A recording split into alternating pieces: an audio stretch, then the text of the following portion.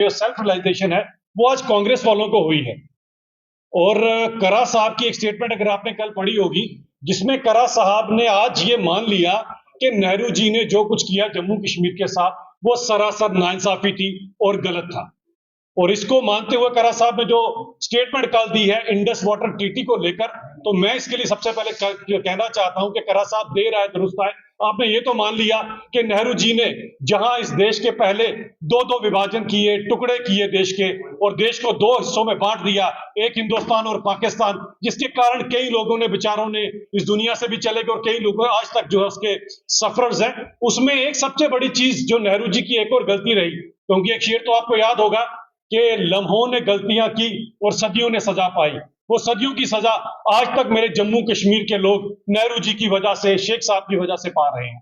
और उन्हीं गलतियों के अंदर अगर मैं बात करूं जिसकी ओर इशारा हमारे करा साहब जो कांग्रेस के पार्टी प्रेसिडेंट है जम्मू कश्मीर के, उन्होंने आज माना इस चीज को कि इंडस वाटर जो ट्रीटी थी एक बहुत बड़ी भूल थी, जिसके कारण जम्मू कश्मीर के लोगों ने काफी खमियाजा भुगता है। तो मैं जरा करा साहब को यह भी बता दूं कि एग्जैक्टली उस समय नेहरू जी ने किया क्या था, और ये हम लोगों को पता होना चाहिए, क्योंकि जहां पर आपने इस देश को बांट दिया, इस देश की भूमि बांट दी, एक पाकिस्तान बना दिया, एक हिंदुस्तान बटा दिया, वो तो आप हवा और परिंदे नहीं बांट पाए। आपका बस चलता तो शायद हवा और परिंदे भी बांट देते, लेकिन नहीं बांट पाए। लेकिन जहां जहां पर नेहरू जी का बस चला वो थे हमारी नदियां। नदियों का भी बंटवारा हो गया। अब नदियों का जब बंटवारा किया गया तो नेहरू जी ने इस और गौर नहीं फरमाया कि हिंदुस्तान के हिस्से में क्या आ रहा है और उस पाकिस्तान के हिस्से में क्या आ रहा है, जिसके कारण आज मेरे जम्मू कश्मीर के लोग सफर कर रहे हैं। और मैं जब भी इतिहास की बात करता हूं, आपके बीच में संधू साहब बोलते हैं आप क्यों उनकी पुरानी बात करते हो, आज तो खुद यहां पर करा साहब मान रहे हैं कि नेहरू जी ने गलती की थी। अब नेहरू जी की गलती देखिए कि 6 जो रिवर्स हैं हमारी, जो 6 हमारी नदियां हैं, सतलुज, ब्यास, रावी, चिनाब, इंडस और झेलम। वैसे जो सही नाम झेलम का है वो वितास्ता है, अगर आप इसका पुराना नाम देखें, और चिनाब का अस्किनी है, और इंडस को सिंधु रिवर के नाम से जानते हैं। अब इन दोनों, इन 6 के 6 नदियों का विभाजन किया गया हिंदुस्तान और पाकिस्तान के बीच में। नेहरू जी ने जो अयूब खान के साथ अपनी ट्रीटी साइन की, उसके अंदर बंटवारा करते हो। नेहरू जी ने इस और गौर नहीं फरमाया कि किस नदी के अंदर कितना जल है और मेरे हिंदुस्तान को क्या फायदा होगा। जब आप जल स्तर नापते हैं किसी भी चीज का, तो मिलियन एकड़ फीट्स के हिसाब से माना जाता है।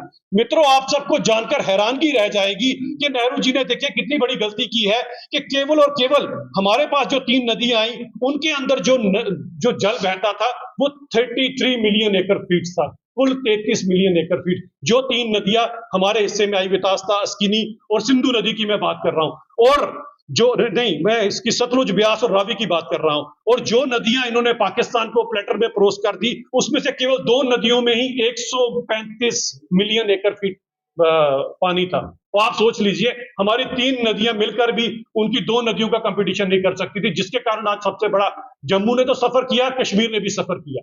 और इसी झेलम की अगर मैं बात करता हूं, इसी झेलम के ऊपर आप देखें, इनकी यहां पर ये जो त्रासदियां कांग्रेस करती रही मेरे जम्मू कश्मीर के लोगों के साथ, ये थमी नहीं। इस झेलम के ऊपर आगे जाकर अगर आप पाकिस्तान में देखते हो तो एक मंगला डैम बना है। वो मंगला डैम जो बना है, जिस धरती पर बना है, उस धरती के जो सही में मालिक हैं वो कौन थे?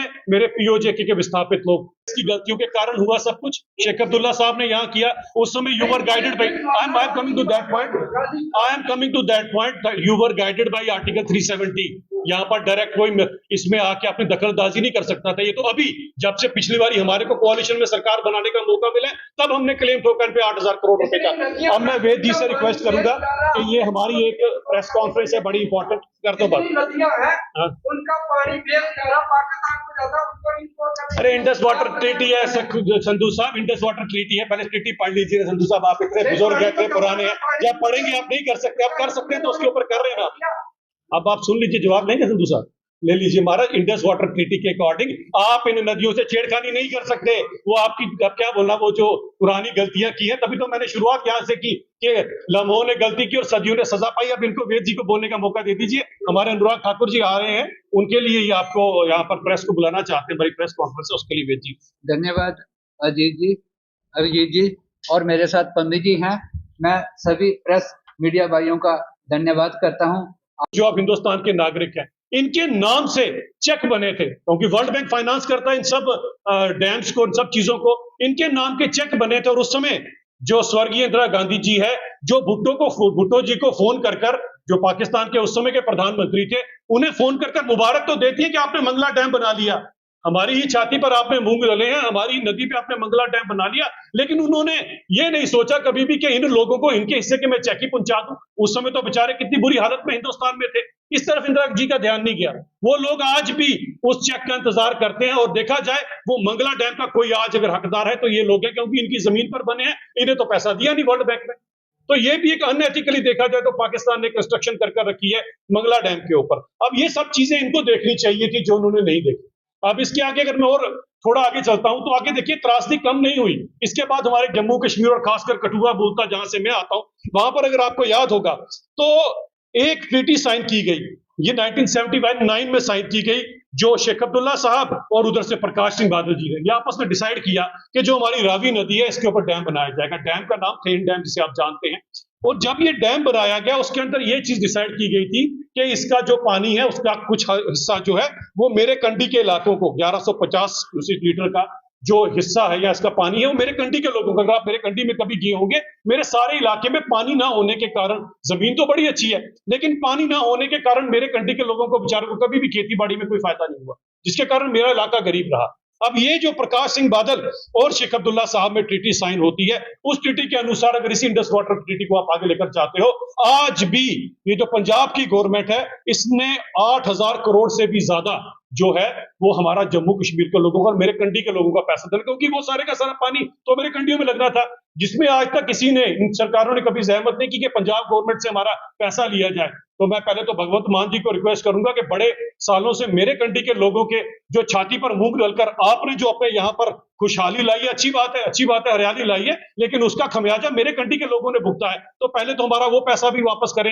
अब उस समय तो कभी भी प्रकाश सिंह बादल हो गए या शेख अब्दुल्ला साहब, उनको तो इसीलिए अच्छा नहीं लगा होगा कि कठुआ की बात है, जम्मू की बात है, तो शायद मुझे क्या जरूरत है इसको गौर फरमाने की। लेकिन आज जो करा साहब की स्टेटमेंट है ये बड़ी अलार्मिंग स्टेटमेंट है, और करा साहब आज अपने मुंह से मानते हैं और अपनी स्टेटमेंट में मानते हैं कि नेहरू जी ने ये जो विभाजन किए हैं, इस विभाजन के कारण कश्मीर के लोगों ने भी सफर किया है और मेरे जम्मू के और कठुआ के लोगों ने भी सफर किया। और ये मैं कोई अपने से नहीं कह रहा, ये स्टडी आप लोग इसको काउंटर चेक कर सकते हैं। India register of larger dams 2009 की ये स्टडी है, जिसके अंदर आज भी पंजाब गवर्नमेंट ने मेरे कंडी के लोगों का पैसा देना है। तो मैं करा साहब से कहूंगा कि आपने गलतियां तो की हैं, लेकिन इस गलतियों का कम से कम आज अगर आप मानते हैं तो आपकी सरकार को भी मानना चाहिए, आपकी कांग्रेस को भी मानना चाहिए और राहुल गांधी को भी मानना चाहिए कि आप या आपके जो पुराने लोग थे हमेशा जम्मू कश्मीर के लोगों के साथ भेदभाव करते आए हैं, जिसके कारण मेरे कश्मीर के लोगों ने भी सफर किया है, जम्मू के लोगों ने भी सफर किया है। जो हक मेन नदियों का हमारा बनता था वो हमसे छीनकर आपने पाकिस्तान को दिया, और आपने उसके बाद मंगला डैम पर भी क्लेम नहीं हमें करने दिया।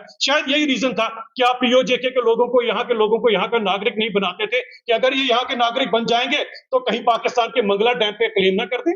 अब ये क्या था क्या नहीं था ये बेहतर तो आप लोग बता पाओगे।